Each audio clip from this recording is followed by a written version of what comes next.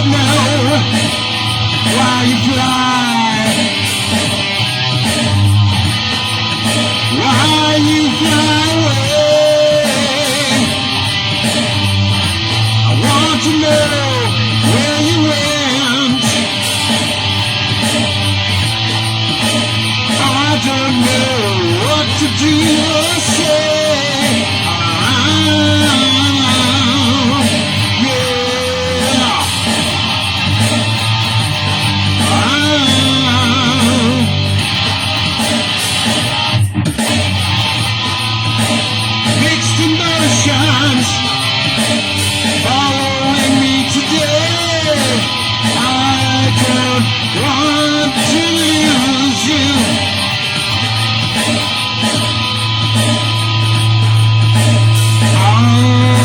Misconceptions are inside of you, and all the thoughts are gone away tonight.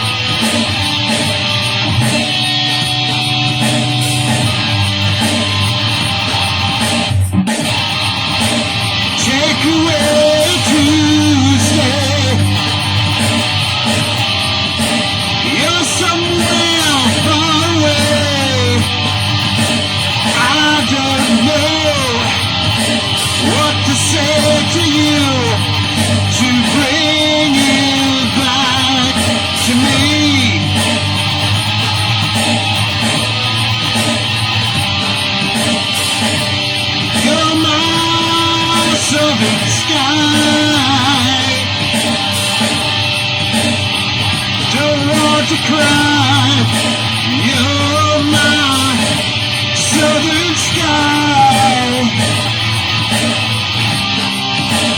Don't want to cry anymore.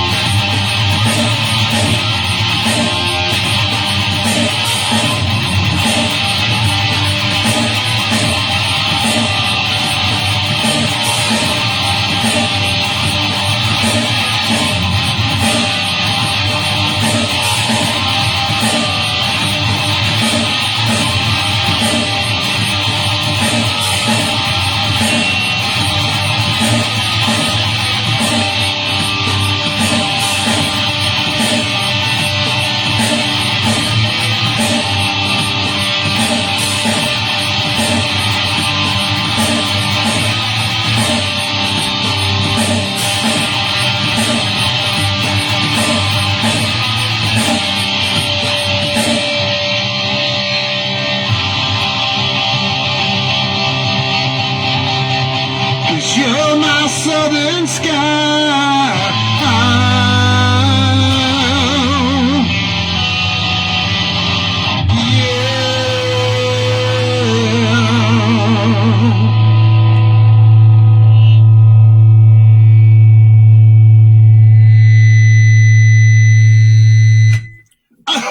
Welcome, August Siri here, and giving you all another Backburner Chapter 3 here.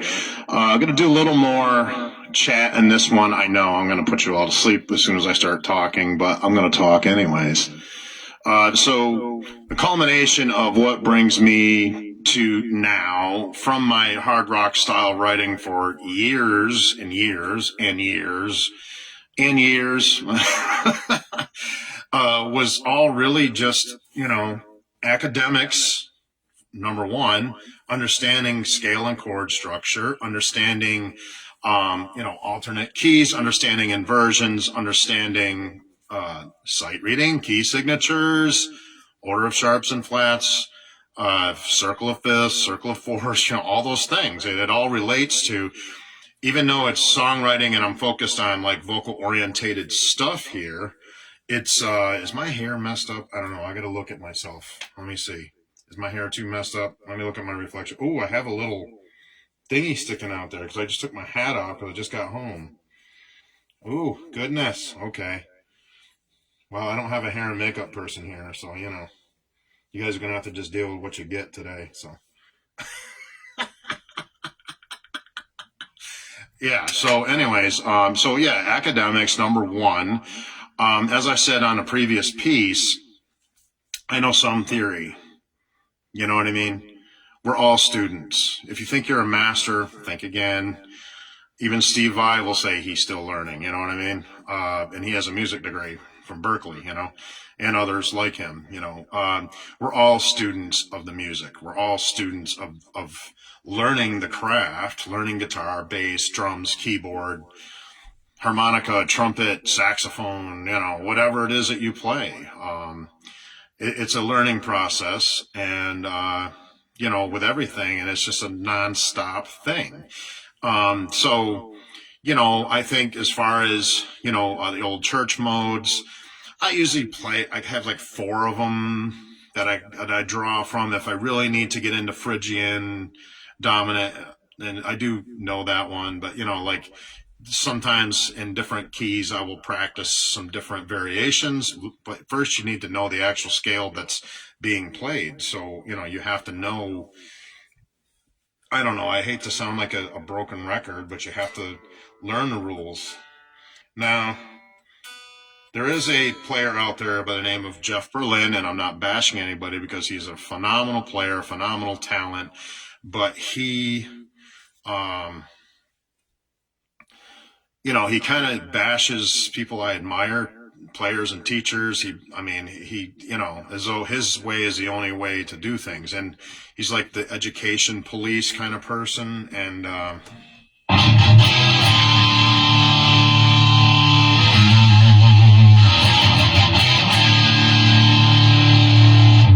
that's what I say to the education police. Now, if you're ever watching this, Jeff Berlin, I doubt you'll ever see it because I'm a nobody and he's sort of famous. I don't care, but, and he's a phenomenal talent and he's got a lot of knowledge. He started playing, he was a violin player, I think at 5 years old. And so he has been trained from birth to do academics, but he just has a lot of theory, and I'm talking more on the bass end of things, obviously. I've been a professional bass player since I was 13, and why is that? Because my cousins had a band for decades before I even came along that was already established. I replaced the brother who was the bass player at that time. I also had my own band a few years before that. We did some shows, but not nearly as established as the second project I was in. And as most of you who know me know about Reverse Spin and my history with half of them who are now passed on and in the graveyard.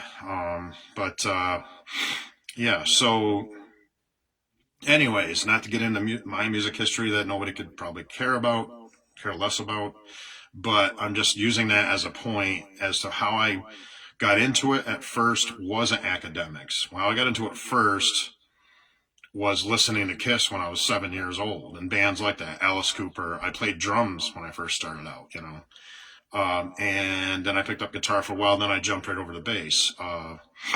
Excuse me. I didn't get back to guitar till later on, in my career. But I started right out, boom, just like that.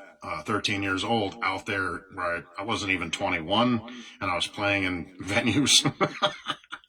And because I didn't cause trouble and I didn't drink alcohol in public, so I never had any issues. And I didn't cause trouble. I just kind of hung out, did my bit, got off stage on the set breaks, went over, kind of lurked in the shadows until the next set. And yeah, so what brought me into that at first was just listening to music. Is my point is listen to harmony, listen to melody, and all those things that are comprised of music.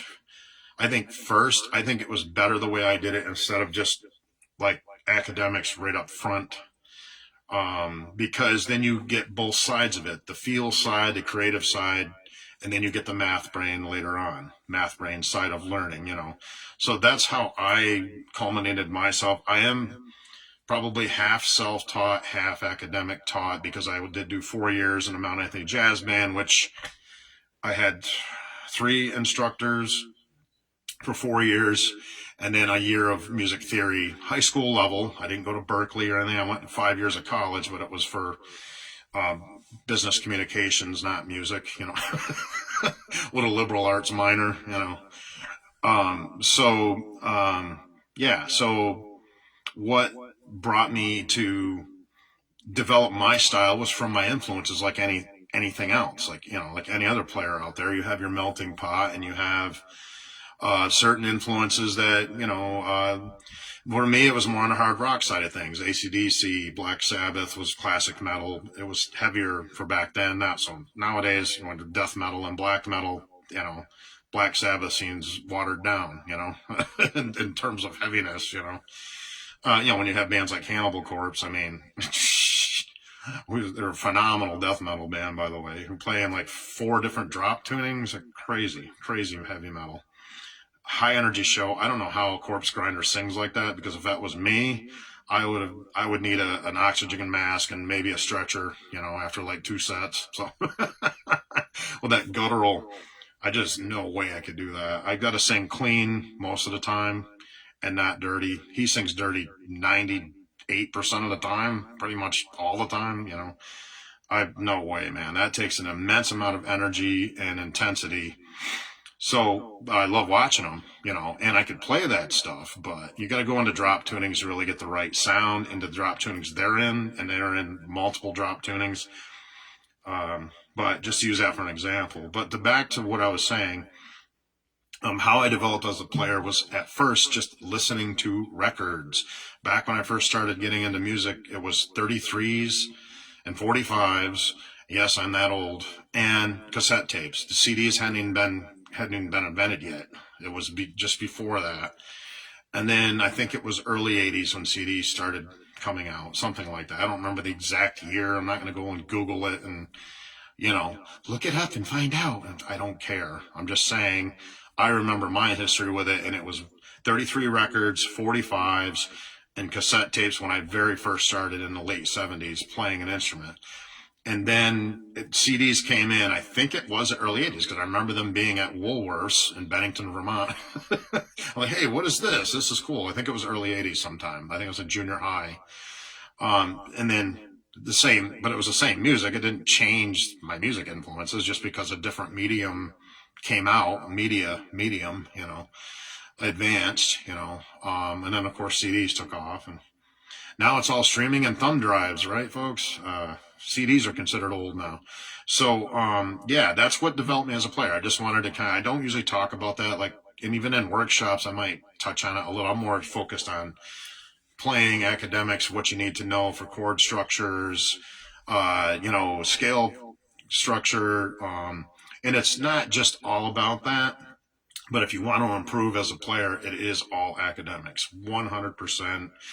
Well, 99%. 1% of it is creativity, imagination, and feel, but 99% of it is actual knowledge of what you're playing here. So you can take and, pontificate all day long. I've played in bands with a few different players, not most of them now, but there was one particular player who used to say this all the time, and he was just not, I don't know. I don't want to mention any names or whatever. You know who you are. He used to tell me that during rehearsals that he already learned all of music theory years ago. It's like, okay, but I don't see you playing it. Like, he would play. It's like, okay, well, if you learn it, you certainly don't display that in your playing, So it's my point with saying that isn't to bash past people I played in bands with. It's an example as to what you don't want to do. What you want to do is, yes, learn it. I doubt he knew it all. Nobody knows it all.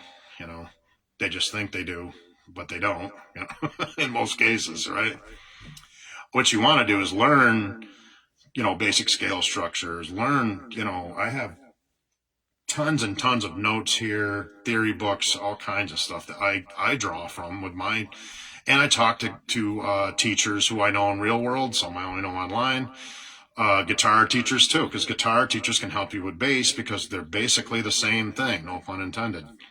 They're essentially the same instrument, same notes. It's just a different frequency, different feel, less notes usually, unless you're playing a 6, 8, or was 9-string. There's also 8-string bass, believe it or not. I saw a Rickenbacker once that was an 8-string. It had the strings like a 12-string guitar, smaller strings together. That is really odd. Good luck finding strings for that without having to order them special.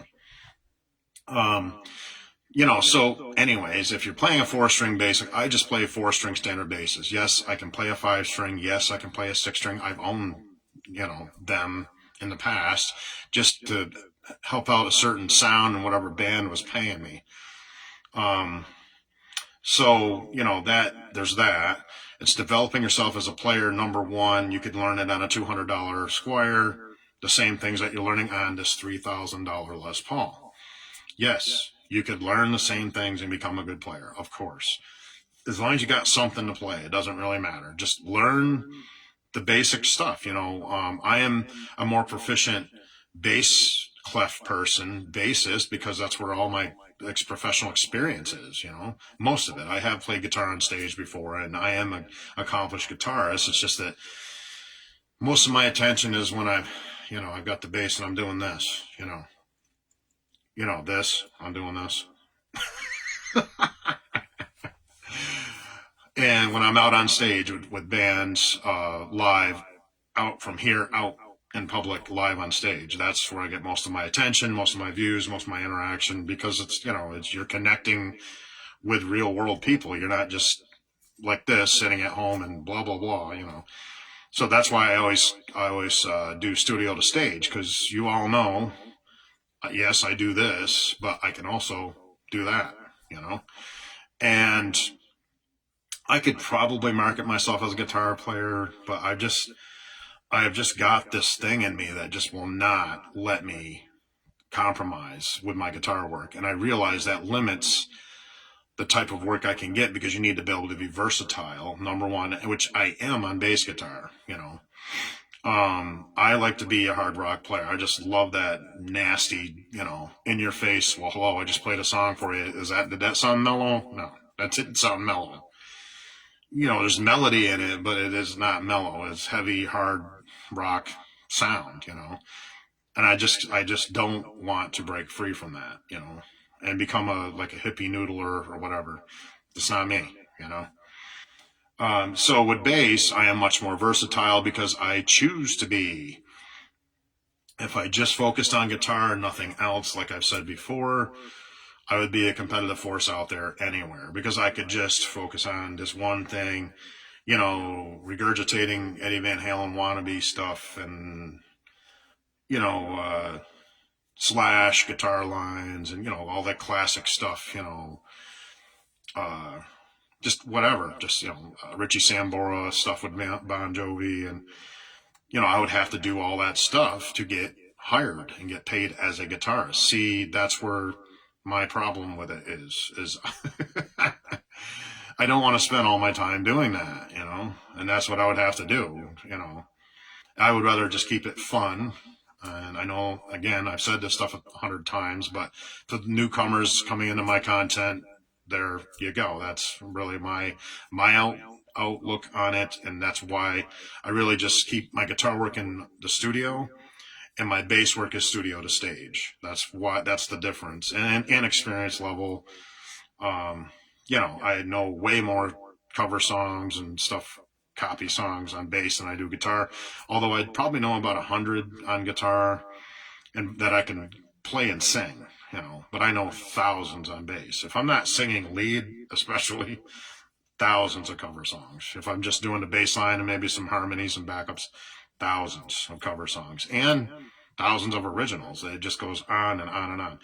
And like everybody, I need to work on my parts. If it's something that's beyond just a jam, of course I have to work on the parts ahead of time.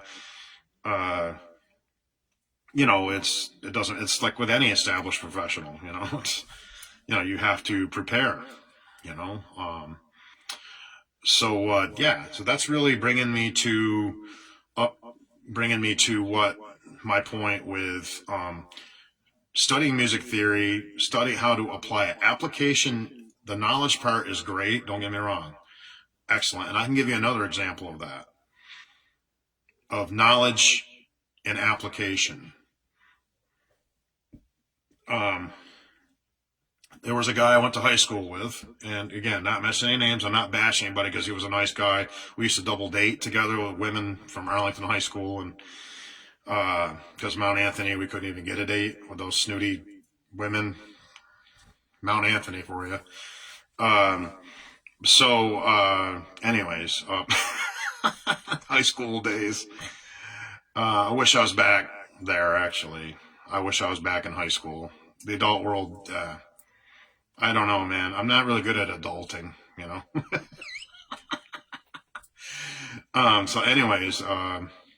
So this guy, and again, he was a good friend of mine. He used to come over and jam once in a while, and we played. He also was a second guitar player in the Mount Anthony Jazz Band with me for 4 years, He was a whiz in the classroom. I mean, wizard. Blew everybody away, blew me away, everybody. When he get up to the chalkboard, he could do the chord restacking, the key signature changes, all the memorization, everything, like boom, just like that.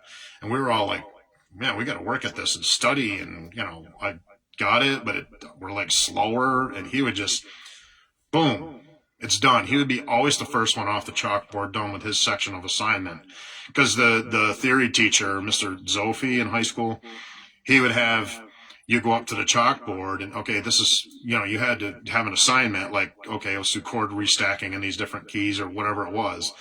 And each of us had to go up to the chalkboard in our own section of the chalkboard. And he already had like a stave, drawn out, and you had to go up and do the chord restacking, which took me forever to learn. Not him. He could just boom, boom, boom, boom, boom, boom. I mean, the guy was, a math brain, definitely really good at algebra and formulas, and really good at music theory for teaching. However, you knew this was coming. We got on stage numerous times. I was on stage with him. I'd say hundreds of times. We did shows, all over. I mean, the basketball games, different events, Christmas shows, all different kinds of shows. I remember playing at on a flatbed truck outside, and it was just the flatbed. There was no top to it, obviously. And at 7 o'clock in the morning at the Bennington Monument, 7 o'clock in the morning, yes. After I just gigged until 2 o'clock in the morning with reverse spin. 7 o'clock in the morning, doing the same set list, with our sheet music and everybody all set up, went there. It was a relay race thing that was event. And we were entertaining the people who were stopping for water and the event coordinators. They had tables set up and all that, So this guy was on stage with me, I don't know how many times. He also went to the nationals with me as well. We did really well down there, won a national award. That was sight reading jazz. That was my jazz-based category award. That still sits at Mount Anthony High School, buried in their trophies somewhere because it was, years ago. But anyways, he was absolutely terrible on stage. Terrible. I mean, he could play rhythm to a certain degree, but he could not play lead at all. I mean, at all. Nothing. He's following the sheet music, but then he wasn't following the sheet music. You know what I mean? Like he understood what it was, but he couldn't translate what was on the paper through his fingers on his guitar. So the other guitar player, luckily, and again, not mentioning names, he was a lot more proficient. He could sight read and he could play guitar, lead guitar and rhythm. And so he would kind of take over, and then the other guitarist would just lay back and play the rhythms part. Even though he was assigned certain sections, like, okay, you have the lead guitar in this piece. No. After, I can't remember how many shows we did, the director was like, no, no more. You play rhythm and he plays lead. You know what I mean? So I'm just using this as a point. Again, not bashing anybody. He was a great guy, a good friend of mine. Again, we used to double date together. We used to hang out. I mean, he was totally cool. I mean, nice guy and smart, very smart. Blew us all away in the classroom, everybody. I mean, he was the number one student and had straight A's in music theory. Could not play to save his life. I swear to God. And anybody who's in the MAU jazz band with me who's watching this will know who I'm talking about. And I'm not being mean, and I'm not trying to put anybody down or anything at all. But it just solidifies the point that you need to understand what you're reading on the sheet music, what you're studying in the music theory, and be able to actually apply it. So there comes the application part. You need to be able to apply what you're reading in the book. You need to be able to go and play it. You need to be able, in reality, you need to be able to play it, So it's great to say, well, I know all that. Well, if you can't play it, do you really know it? You might understand what it's saying, but if you can't translate that through your fingers onto your instrument, be it guitar, bass, drums, piano, wind instruments, whatever, then it's just knowledge that you have that you can't really use, right? I mean, so that's my point is, yes, learn it. Learn the academic side, but application, be able to actually play it. That's the big thing. And that's what I do all the time. I mean, I have, I'm working on I've already showed you all this in previous posts. This is a second movement on my solo bass suite, Mystic Forest, which I haven't gotten back to that yet, to finishing it, but I have the first, about 1.5 movements done, and I got to do 1.5 to finish it. 3 movements in a suite, so about halfway there, and that's just solo bass. I'm not going to be able to program all those different timing changes into this. I could. It's going to be twice as long. So I just, I'm just going to play it. It'll just be a solo bass piece from my jazz bass studies. So going from rock to jazz is like going from basic math to algebra. So I'm just letting you know that.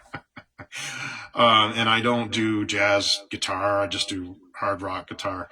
I do jazz bass, and my advanced studies are prog rock. I'll do some prog rock on guitar. I don't do jazz guitar. I do prog rock, hard rock, metal, classic rock, some blues, some funk, and that kind of stuff. Those genres on guitar I feel confident in.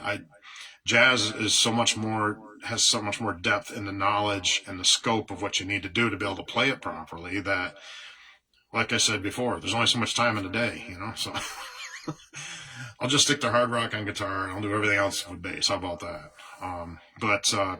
So speaking of bass, I do have some shows coming up. So I'll let you all know what and where. There's also a subbing opportunity that has opened up for me on a pretty popular band. I'm not going to announce anything until it actually happens, if it happens, but I did have the offer. That'll be for summer outdoor shows like festivals and events and things like that. So that should be interesting. I can get you all some footage of that if that happens and I'm out there with that project. I don't want to mention any names until it actually happens. If it comes to fruition, you'll see it, because I will record as much as I can of it, That'll be regular gigs, I'm a sub for a regular bassist who can't make it because he plays in other projects as well. When he's a multi-instrumentalist, and I don't want to mention any names or anything until it actually becomes reality, which it should. This probably, I'm assuming late spring into early summer, because it's going to be all outdoor stuff up into fall, from what I was told from the drummer. So that should be interesting if I can bring you some different, like, regular gigs that are not open forum, they're regular shows. I've been doing open forum for well over a year now, as you all know, which is, I love it because of the openness of it, and there's no drama, there's no behind the scenes stuff. This, I won't be like a permanent part of the band. It'll be more just subbing, but I still need to learn their set list and be professional, yeah, so it's just more work on my part in the background part of it than open forum, because I have to actually learn a set list that they use out live, which is not a big deal. I mean, I've been on stage with the drummer a few times in the open forums. I've been on stage with a guitar player. I don't know if I played with a guitar player, but he's been on at a lot of the open forum shows and seen me play, and he's got called up at different times, I think, than I did, But yeah, there's the guitar player and the drummer from that project, which is a very popular project and very actually successful in the region. Has it? I think it's a side project. It's not that main tribute project. It's a side project. But from what I see, they still get good. They have good shows. That, good following and all that. So that should be interesting if I can get in that this summer to bring you all some footage of some regular gig shows type of. Get that back into my, musical life. So that should be interesting to see if that happens. If it doesn't, then you won't see it. If it does, you probably will. Because it's me, August Theory, and I film everything music. Everything music. Not my whole life, just everything music. All right, let's do this. So we're just doing some Backburner stuff today and a little more laid back sit down session. So let me get over to Mr. E drummer and we'll start the next piece. All right. All right. Thank you for joining me.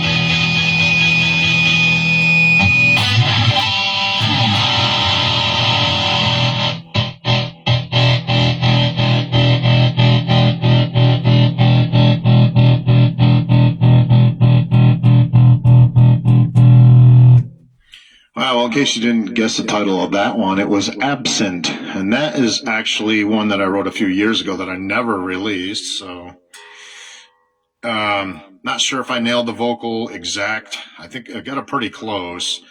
One of the melodies, it wasn't exactly how I wrote it. I had to do it differently today, just on one of the lines. But besides that, that's pretty darn close to how I wrote it a couple of years ago in the vocal end.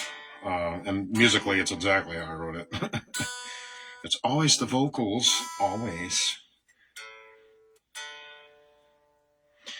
I did sing a ZZ Top cover song live recently at my last blues show. I sang one number. I didn't get to record it because it was too much time on my data. I can't get off stage and stop it and restart it. So I had to trim. Unfortunately, that got scrapped. It actually was a pretty good version of me on lead vocals and bass singing a ZZ Top classic song, and it sounded really good. The crowd loved it, you know. I'll try to capture more any of the vocal stuff I do. It's just in that particular instance, there was too much time.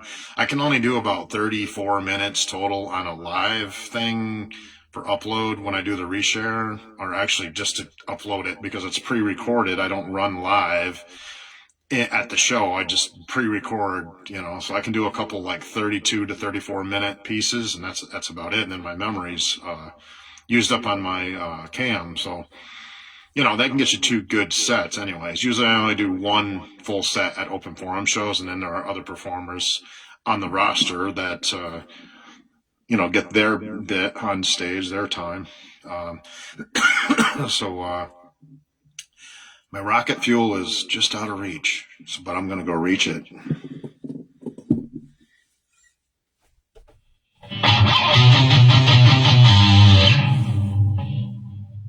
that down a little bit.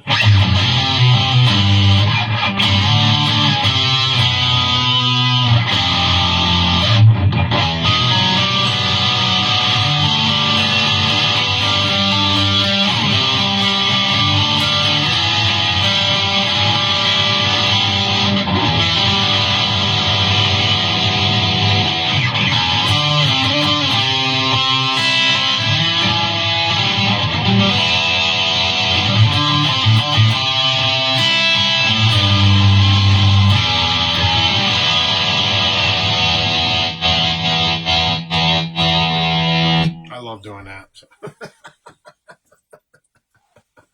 So I try to set up. I try to set up here with what I did before I got the processor. I've had it like 3 or 4 months or whatever. This is the Boss GX10. It is a phenomenal series. I would recommend it to any professional guitarist out there. There's GX10, GX100, and GX1000. The 1000 is sick, but it's $1,200. It's expensive, you know. This one is like $440, something like that.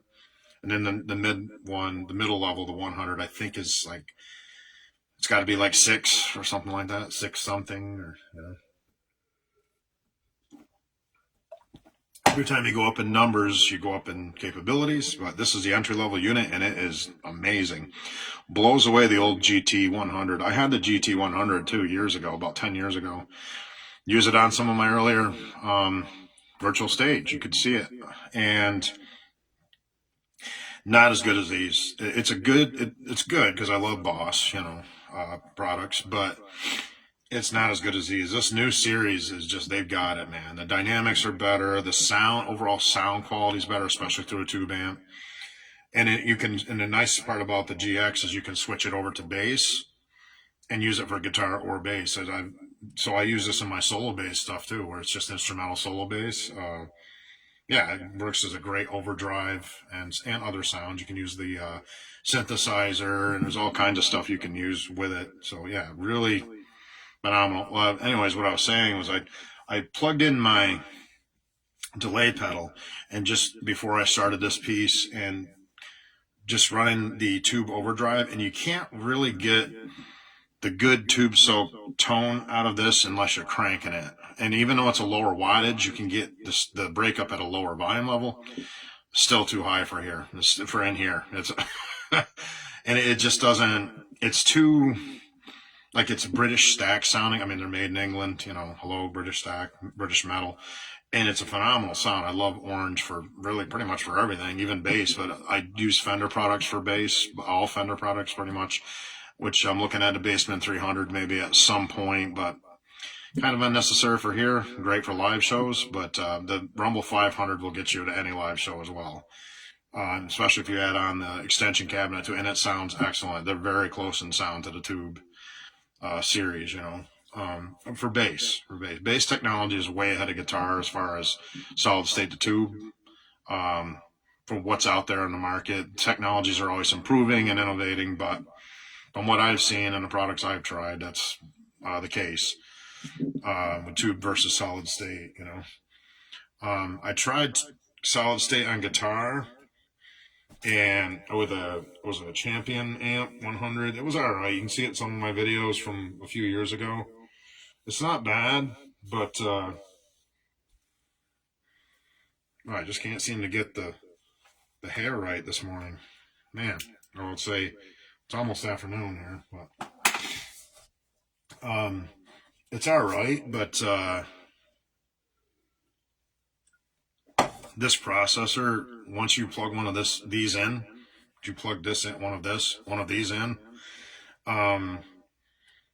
you're not going to want to use anything else. I can tell you right now, because the sounds I can get from that with this setup here, this processor, this half stack tube, I might add on a matching 12, so I'll have a 212 setup, but whatever. Again, unnecessary for here, really, but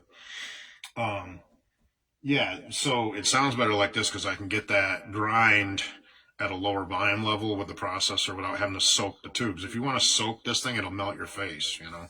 In here, you know, it's too loud, you know. To get the right overdrive that I like from this amp, it's too loud. It's way too loud for in here. Probably be too loud for a lot of gigs too. I mean, it's only 15 watts, but it is all there for 15 watts. I'll tell you what, because it's all tube input, output, or you know, preamp and output, you know. So yeah, the processor adds a lot of dimension and a lot of color palette to your tone toolbox, so to speak. And yeah, I don't want to use nothing else, like ever, ever again. No matter what tube amp I get, I'll have one of these. Believe me, I do want to get the GX1000 version of this. It's a big, and then I'll use this one just for bass and use that for guitar. Where you just have more of everything. That's all it really is. More, I think, a bigger looper, like longer looper time, way more effects and all that stuff. That's what, you know. But this still has a lot. I can't remember what the numbers are with this one. I think it's 145 presets or something like that. I can't remember. I'd have to look on the boxes right up there. The brand, you know, I still have the box for it up on my shelf over here that you can't see, but to look at the specs. But yeah, these are phenomenal. I mean, the GX10, look it up. Boss GX10, excellent. And the 100 is in the middle there. They're all excellent. Any GX series. They sound better than the old GT series. Way more capabilities and better sound. Number one, most important thing, better sound.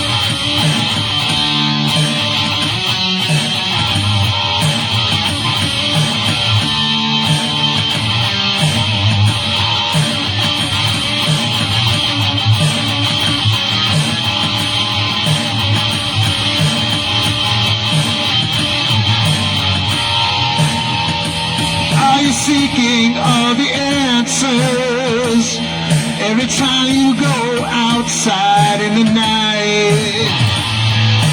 Yeah, I'm dreaming about you. I can't think of anyone else.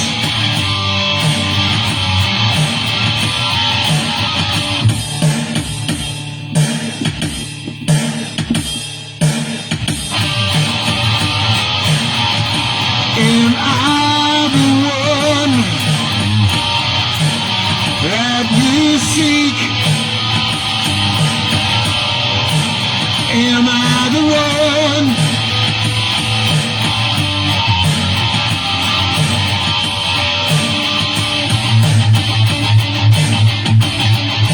She's a mystic woman, always looking around for me. Everybody's asking why. You can't see the real me.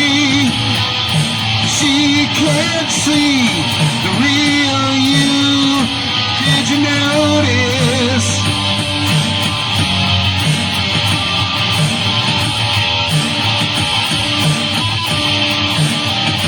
Yeah.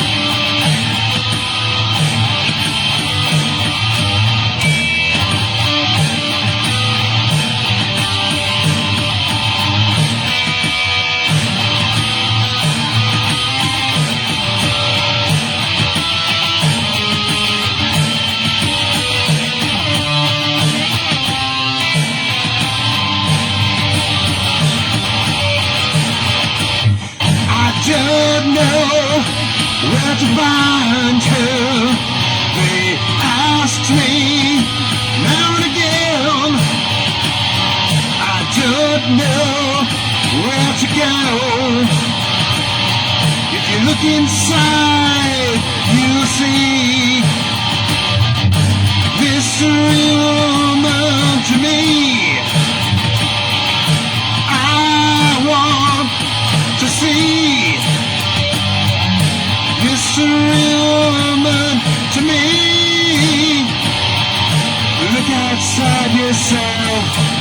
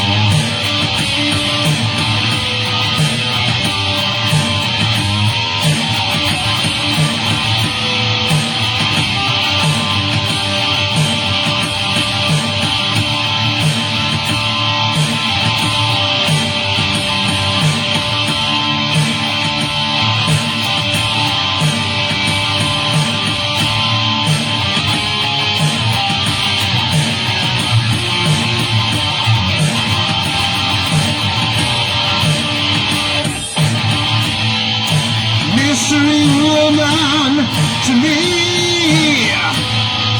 I don't want to cry too much. Mystery woman, to me, look outside yourself.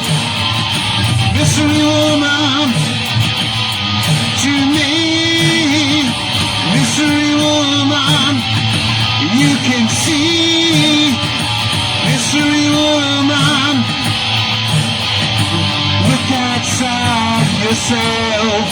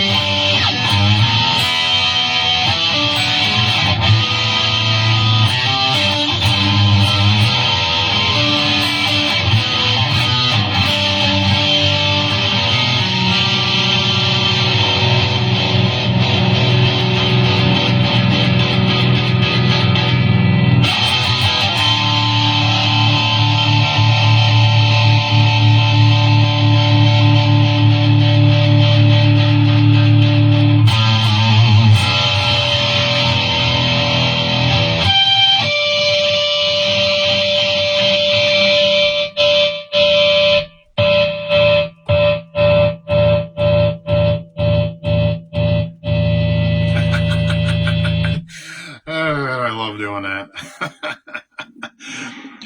So that one is It's a Mystery, Mystery Woman, in case you didn't figure it out from the title, the chorus, I should say. Yeah, so that's just kind of a, I like getting into some of the dominant seventh type of stuff and working off the, E minor mode stuff. I like going into things where my mic doesn't fall down all the time. I gotta lower this. I like playing an E minor. F sharp minor is actually F sharp major is my favorite key to sing in. Actually, if I can get this stupid thing loosened up. Let me see here. I need 2 hands on that mic stand, Chuck. 2 hands. There we go. Let me see here. Put my foot on it. My weight on it, maybe. There we go. Hold it. There. It's the right height and it won't keep flopping down on me. I don't know why I had that at a different height, but and then retighten like that. And check it with a screwdriver. That's a flathead. Let's see. Wait a minute. No, it seems to be all right. I think it was just because it was up too high. But yeah, I mean, that's really what it's about. Is yeah, I like playing in dominant seventh chords sometimes without getting in too much jammy stuff. Like I'm not writing for jam bands. Not really into that myself. However, I do have some songs like that, jam band-ish type of songs because they're fun, but I can't do that all the time. I got to do real songs with structure, not just over and over and over, I mean, I played with some frontmen that were like that. The blues and funk band I was in, he would play like 4-chord jam song over and over and over again for like a half an hour. It's like, dude, let's play some real songs, not just a jam song forever, But that was his thing. He liked that hippie noodle jam stuff. I don't mind some of that, but not every song and not all the time, Myself, personally, when I'm on guitar, But yeah, I mean, you're not going to find a better sound out there, folks, than what I've got set up here. Now, that's subjective to a point. Like some people like Friedman amplifiers are excellent. Marshall amplifiers are excellent for hard rock and metal. But I think that the orange stuff in Fender, you're not going to beat. For Fender all tube, like Fender Twin, for clean with an American Strat, would be a better clean blues sounding kind of thing, or even, prog blues, or even into jazz. Of course, then you want to get into hollow body, like a Gibson, Birdland or something like that. Even though Nugent uses one for hard rock, Gibson Birdland, but you can use those for, actually, they're excellent jazz guitars. With a George Benson Ibanez hollow body or anything like that, should use hollow body for jazz. I think you got a better jazz guitar sound. But for these, it's hard to beat hard rock and classic rock, metal. I think the Jackson Sizzlers, like the USA Jackson with the hotter pickups, are probably better for like death metal, and you can drop tune and use the Floyd Rose. I don't know. I've had a few of those, but they're just not me, man. These are me. The Gibson Les Paul Standard and Custom, which we're kind of getting a custom probably in a couple of seasons. And then that'll be all I'll ever need. I got a standard and I'll get the custom. I'm done. That's the only guitars I'll ever need. I don't know if I'll get any different tube amps. I really like orange with the processor. Orange without the processor, I'd rather have Marshall without a processor.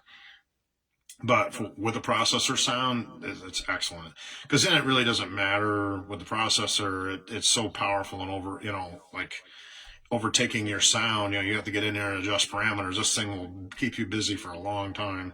Just getting your parameters set and things saved and, built and, your sound, your mixes within the presets and all that kind of stuff. You can get lost in this thing for a long time. I still don't really have the full capabilities of it. I've had it for over 3 months, So yeah, GX series from Boss, 100%. the best processor I've ever owned, and I've owned a few of them. And it's definitely for my guitar work and for the bass, actually. Excellent for bass. I know there's some other systems like Zoom that are good as well for a lot of different pedal systems, processors. Bass is really Zoom has some really good bass processors too, and actually recorders.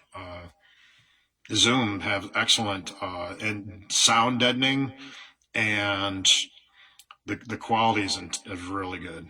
The Zoom recorders, they sound better than what I'm using here is just a standard 1080p HD cam. The Zooms are a step above that, definitely. They're excellent. And they deaden the sound, so you can play as loud as you want, and it doesn't come out like crap on the recording. That's the difference. See, with this, I don't have that sound deadening software, so I have to keep things down in here, which you want to anyways. I don't want to go deaf in here, you know. My equipment will make you deaf. 500 watt Fender Rumble with this tube amp, you could go deaf in here in a week, you know. But unnecessary, you know, even with hard rock and metal, unnecessary. But going back to what I said before about academics and applying them to the fretboard, it's really what you need to do. You need to study music theory and composition and application. That's the big connecting point between what you're learning and what you're playing on the neck.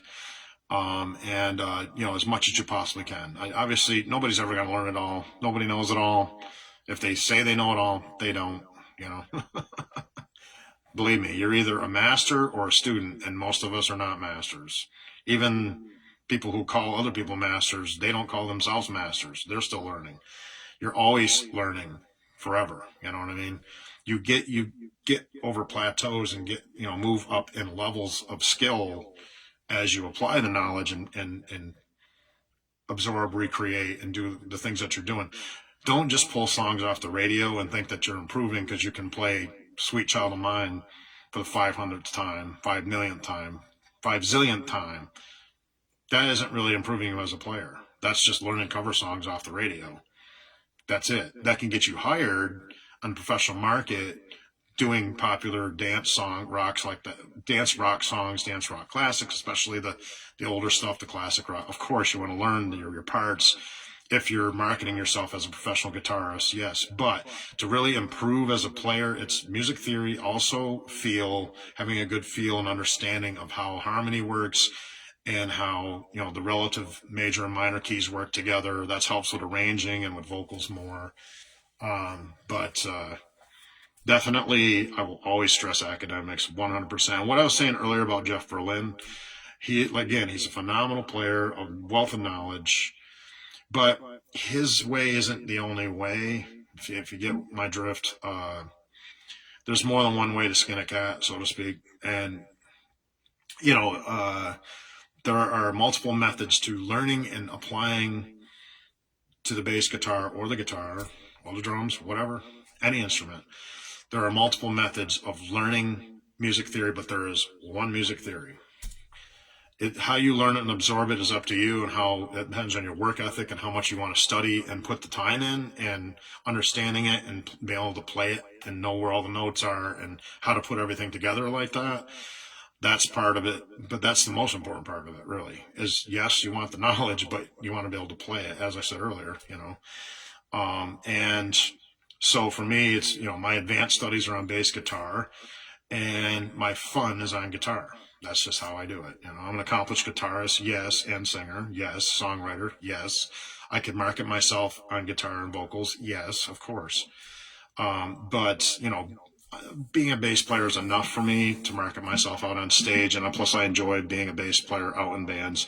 I've done it forever, so it's just a different animal, and I'd have to just do this all the time, and I enjoy bass too much to just do guitar and vocals all the time. This is more just fun category, and then bass is my tool. This is my toy, so that's how I do it. To each their own on that one, But thanks for joining me today for this Backburner session, and get a little bit of storytelling and monologue with it, which, maybe some of you will appreciate, others maybe don't or don't care, but that's okay. This is my piece, and I will do what I want.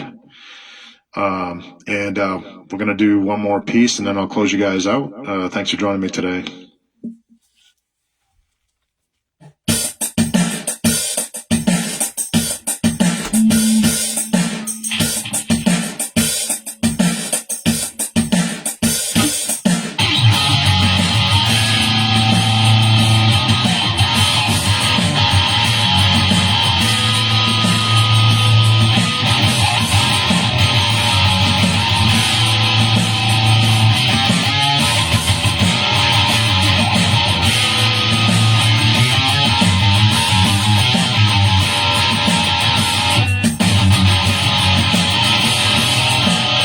You're making promises you can't keep. I'll follow you to the depths of hell. Yeah. You hypnotize me. You hypnotize me so well.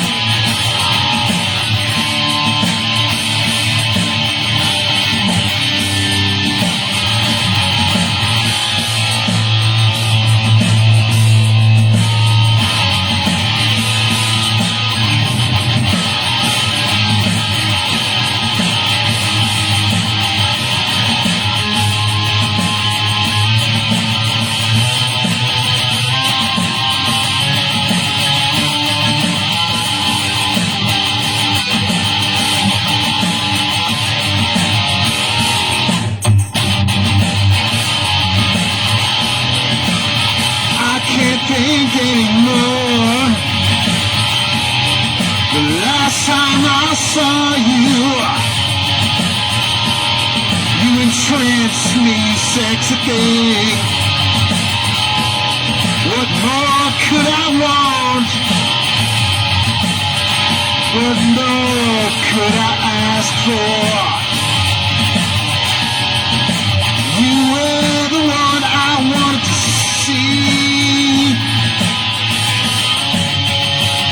At night,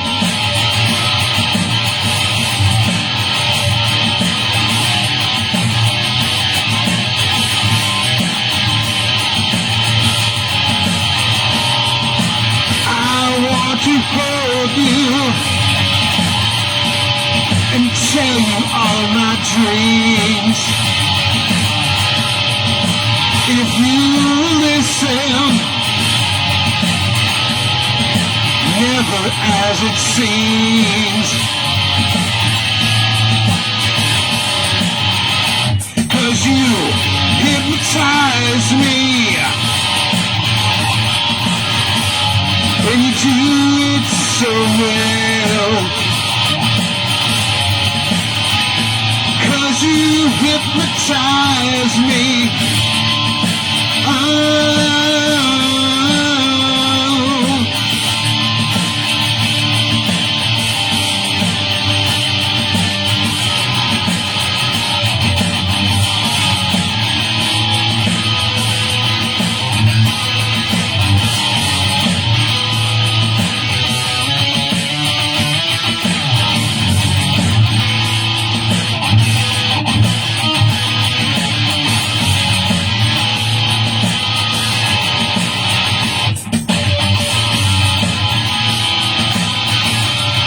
Cause you hypnotize me so well.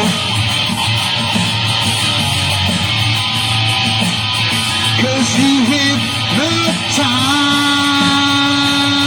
me.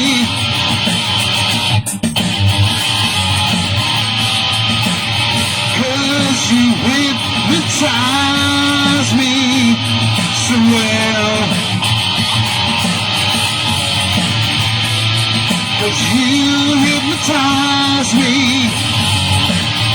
and you do so well.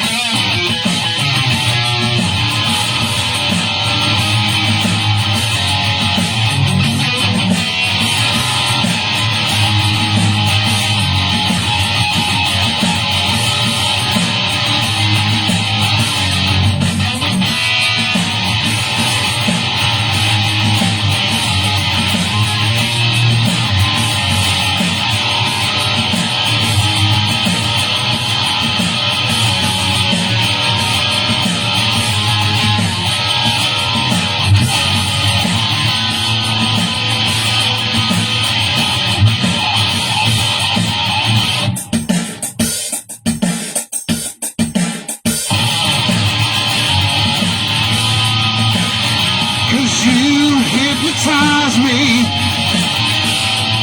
and you do it so well. As you hypnotize me, and you do it so well.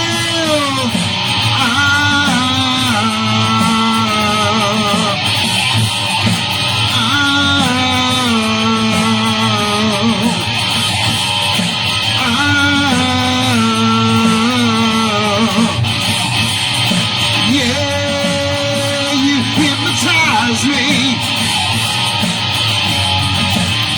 and you do it so well.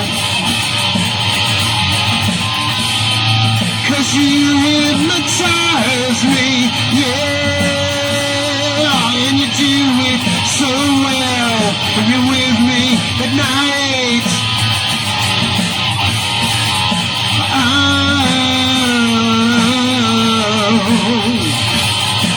yeah, you hypnotize me, and you do it so well. 'Cause you hypnotize me, yeah, and you do it so well. Yeah.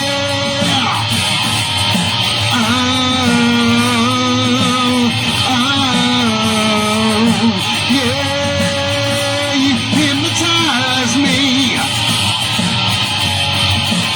and you do it so well.